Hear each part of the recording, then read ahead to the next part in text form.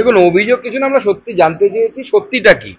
কোনো জায়গায় লেখা হচ্ছে উনি গোয়েঙ্কা কলেজ থেকে ইতিহাসে অনার্স পাস করেছেন, কোনো জায়গায় বলা হচ্ছে উনি নিজে যে এফিডেভিট দিয়েছেন তাতে বলছেন উনি কোনো একটি ওপেন বিশ্ববিদ্যালয় থেকে, সেখান থেকে নাকি গ্র্যাজুয়েশন করেছেন।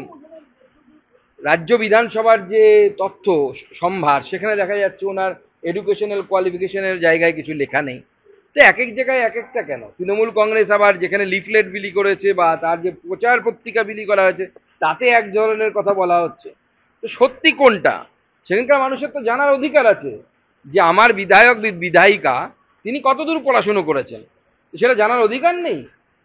সাধারণ মানুষের তো জানার অধিকার আছে। তো এই ধরনের বারবার মানুষকে বোকা বানানোর চেষ্টা করেন, আমাদের প্রশ্ন হচ্ছে এটাই।